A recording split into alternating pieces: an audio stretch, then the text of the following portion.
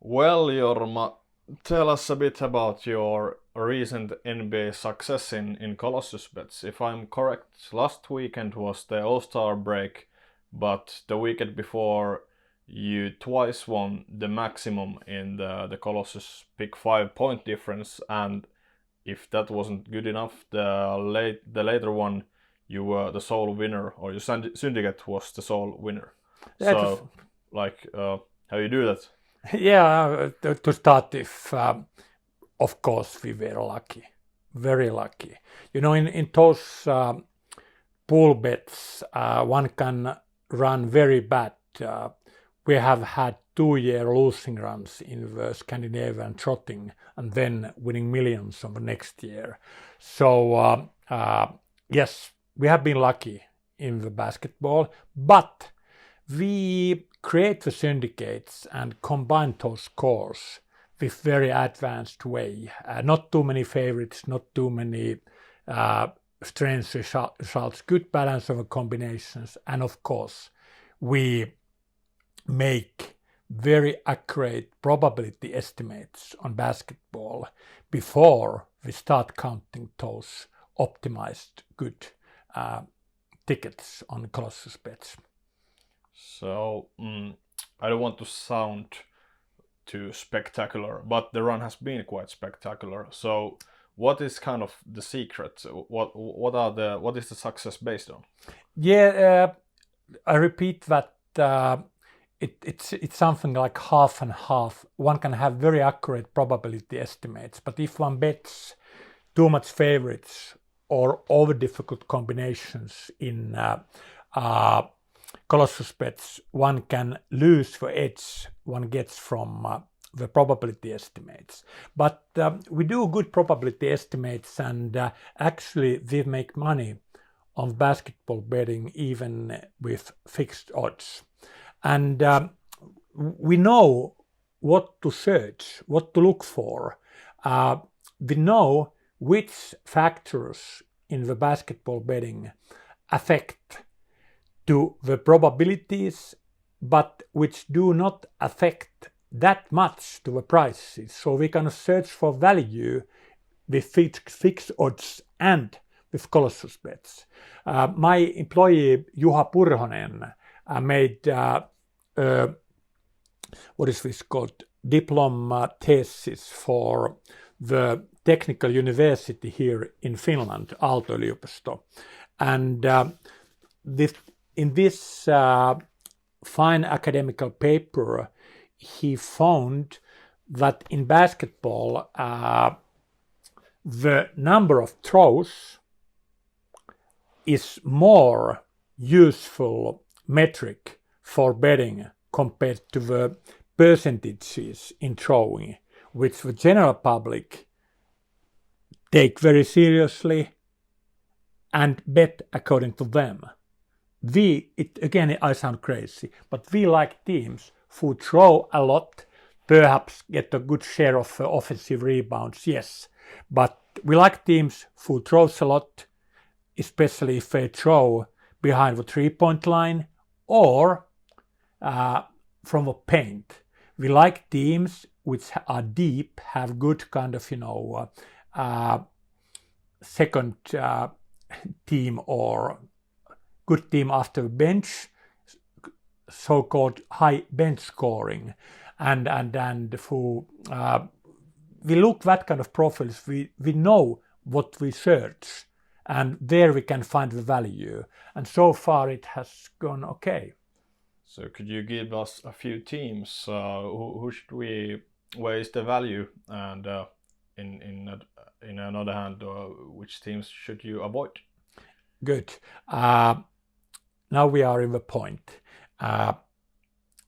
If I gave you, my friend there watching this video, 10 guesses what is the best value team in NBA, I would guess that you would not guess right. Minnesota has thrown a lot. They have, as a quite limited team, they have a decent number of creative passing. There are some other indicators we are I can't say we like more in Minnesota, but what we tolerate more in Minnesota.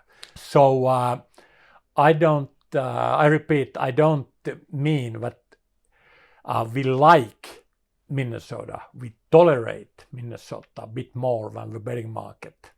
And there is no money pressure on the team because they are something like among the 25% of least popular team in the money bet, and especially of the ticket frighten in Las Vegas. So you get good value, and you should go for Minnesota, or at least I go for Minnesota. New Orleans is another team which are in the mid-table in the win percentages or betting returns, but they are not very popular in the betting, and they have a profile of throwing a lot and passing okay.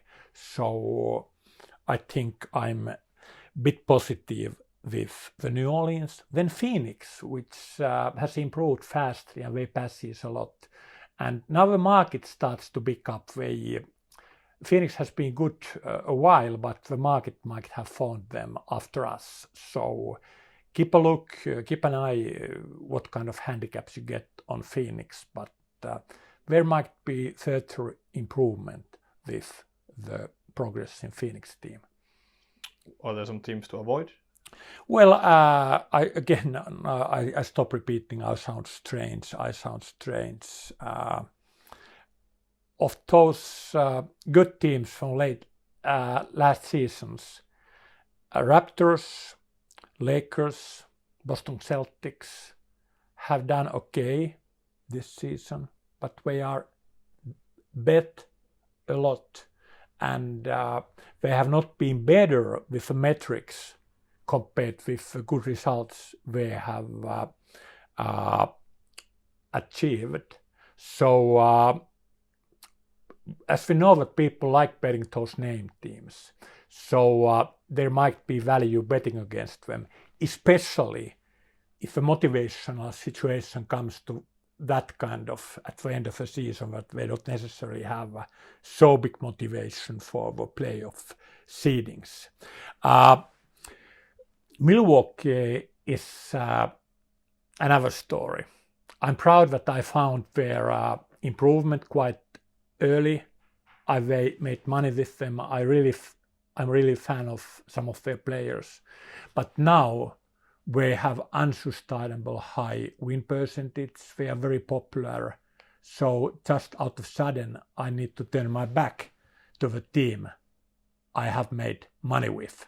So I need to lay those name teams. The name team which I bet is of course Golden State.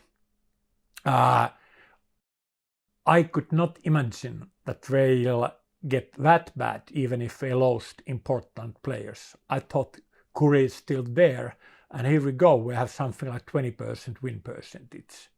That being said, they must improve. And American bettors, they are very up and down. So they still have good players. And if their lineup situation is normal or slightly better than now, they are a team which go back like a cork from the water, and not to the top levels they were 1 and 2 years ago, but they will be a decent team, and now the market might overreact. So I will be with Golden State.